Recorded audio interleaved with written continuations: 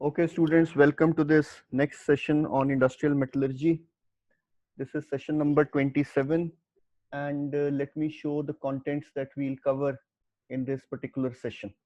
So, in one of the earlier sessions, we had said that type 2 systems, even the type 3 systems, are referred to as eutectic systems because some alloys of every type 2 system and also some alloys of type 3 system would always show what is called the eutectic reaction. Now let us see that what's the journal form of eutectic reaction when it takes place in any materials system. See, during the cooling of an alloy, on reaching the eutectic temperature, right, when you are taking a type 2 alloy, and in that type 2 alloy, when you are cooling that alloy, and on cooling the alloy, when you reach the eutectic temperature, and mind it, eutectic temperature would be unique and specific for every different materials system. If you are talking about a bismuth cadmium eutectic system, bismuth cadmium eutectic system has a unique eutectic temperature of 144 degrees centigrade. If you are talking about a lead tin system, which is also a eutectic system, it's type 3, it has got its unique eutectic temperature of 183 degrees centigrade. Similarly, if you talk about a aluminium silicon eutectic system, this aluminium silicon eutectic system will have its own eutectic temperature. So what's if a material system is going to show eutectic reaction during cooling, if you reach the eutectic temperature, then at the eutectic temperature, one of the phases present in the material system will definitely be liquid solution of eutectic composition. For example, we know that in case of bismuth cadmium systems, an alloy system which contains exactly 40% of cadmium in it is, and 60% is bismuth, is the eutectic composition. So you will see in a bismuth cadmium system, when you reach the eutectic temperature of 144 degrees centigrade, liquid solution of 40% cadmium will always be present in the alloy, and it would be of some percentage. Now two things are required for eutectic reaction to occur during cooling: liquid solution phase of eutectic composition and eutectic temperature. So when these two things are present, the reaction would occur, the eutectic reaction would occur, and because of that eutectic reaction, this liquid solution will transform, will solidify, and it will solidify into two new phases, solid 1 and solid 2. Again, remember, both solid 1 as well as solid 2 would be of some specific composition, and this specific composition will depend upon the type of alloy system that you have taken. And also this solid 1 and solid 2 phases not only would be of definite composition but would be of definite weight also. And when you will look into their microstructure, both the phases would be present in lamellar form, and importantly they would be present as alternate lamella. So there would be a lamella of solid 1 and then an alternate lamella of solid 2, again the lamella of solid 1, then again the lamella of solid 2, and like this a lamellar type of a structure would be seen. And this mixture, because we have got it because of the eutectic reaction, is called the eutectic mixture. Mind it, whatsoever was the weight percentage of your liquid solution which underwent the eutectic temperature, same weight percentage of the eutectic mixture would get formed.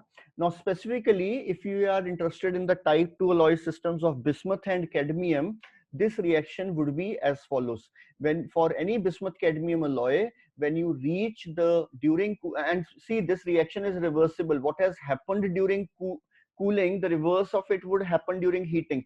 So from room temperature, if you start heating your type 2 system, you will see that on reaching the eutectic temperature on heating, always eutectic mixture would be present in the alloy, and no sooner you reach the eutectic temperature, this eutectic mixture will transform to this liquid solution of eutectic composition. Okay, so we were talking about cooling of the bismuth cadmium alloy system. So whenever any bismuth cadmium alloy system reaches students, this is not 727, rather this is 144. So when you reach 144, this liquid solution of eutectic composition is there, the eutectic temperature is there. This will transform into two new solid phases. One phase would be pure bismuth, the other phase would be pure cadmium. Pure bismuth mane 100% bismuth composition, cadmium pure mane 100% pure cadmium. This would be 60% by weight and this would be 40% by weight. Total would be 100%. That 100% would be the eutectic mixture, same as was the alloy with which you had started. Okay, so now one of the classifications that we can do for bismuth cadmium alloy or any type 2 alloy is on the basis of the eutectic reaction. And on the basis of the, see here you have shown the entire spectrum of bismuth cadmium alloys which are possible. So exactly at 40% cadmium you get what is called the eutectic alloy. So I've marked it as eutectic alloy. All those alloys which are on the right of eutectic alloy are alloys which have in excess of cadmium in them, which was required for the eutectic composition. See, eutectic composition is 40 cadmium. So any alloy on the right of this has got excess of cadmium in it. That is what is required for the eutectic composition. So all these alloys on the right are in excess of eutectic. So in excess means hyper. So all alloys on the right of the eutectic alloy are called hyper eutectic alloys. So for example, if somebody asks you that there is an alloy which contains 70% cadmium and 30% bismuth, you'll say, oh, it contains more than 40% eutectic composition cadmium in it. So it's a hyper eutectic alloy. So all alloys to the right of eutectic alloy composition are hyper eutectic alloys, and all to the left are hypoeutectic bismuth cadmium alloys. And it is here. So type 2 alloys can be classified on the basis of eutectic reaction. All alloys, there would be a specific or a peculiar alloy composition which is called eutectic alloy composition, and the two other categories are hypoeutectic alloys and hypereutectic alloys. And you can see that specifically if we talk about the bismuth cadmium alloy system, an electric alloy would contain exactly 40% cadmium and remaining 60% would be bismuth.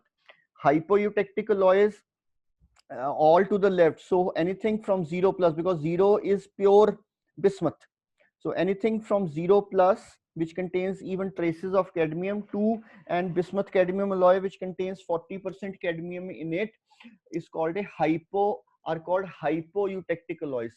And all alloys to the right which contain anything from 40 plus till less than 100 minus cadmium in them, they are called hypereutectic alloys.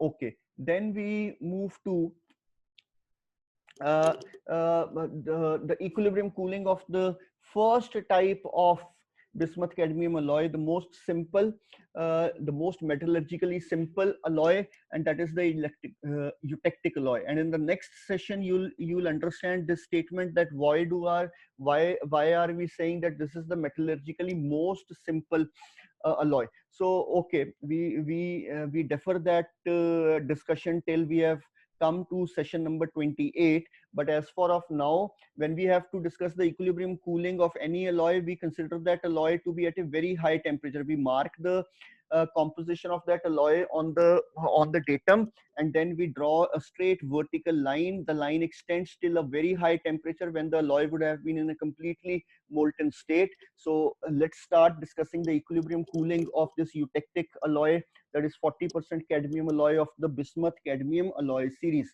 So when this alloy is at a very high temperature corresponding to point A, there is only one phase present in it, the liquid solution. The liquid solution is of bismuth and copper. Because only one phase is existing in the material system, the chemical composition of this phase would be the same as is the chemical composition of the alloy in which it is existing. Moreover, what would be the weight of this single phase? The weight would be 100% by weight. You will say that as equilibrium cooling is done for this alloy, as slow rates of cooling are followed for this alloy, no metallurgical change happens in this alloy till we have reached temperature B. And what is temperature B? Temperature B is the eutectic temperature. So when we have reached temperature B, or when we are just on the verge of reaching temperature B, the eutectic temperature is present and liquid solution of eutectic composition is present. And that is exactly the same condition what was required for the eutectic reaction to happen. So what would happen when your alloy reaches temperature corresponding to point B?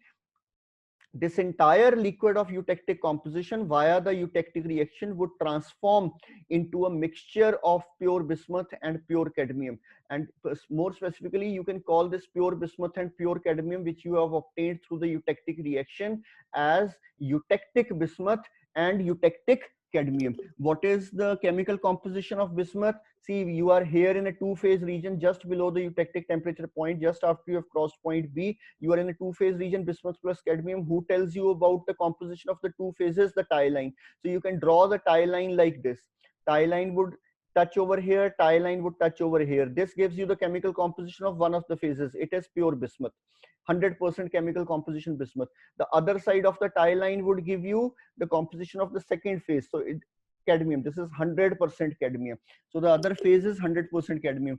Who tells you about the relative weight of each of the phases in a two-phase region? The inverse lever rule. So if you apply, you will take D, B, E as the tie line, as the lever of length DE, in which the fulcrum is point B, one arm is DB, the other arm is BE, right? And when you apply the inverse lever rule, you will find out that pure bismuth is 60% by weight and pure cadmium is 40% by weight. 60 plus 40 makes 100, and that is the amount of the liquid solution of eutectic composition. Importantly, you will say that even after the eutectic reaction, when the cooling proceeds down till the room temperature, which has been marked here as point C, there would be no change in the microstructure. Microstructure would be exactly the same as it was just below point B temperature. So students, this brings us to the end of the equilibrium cooling of the eutectic alloy. I hope you understood the things.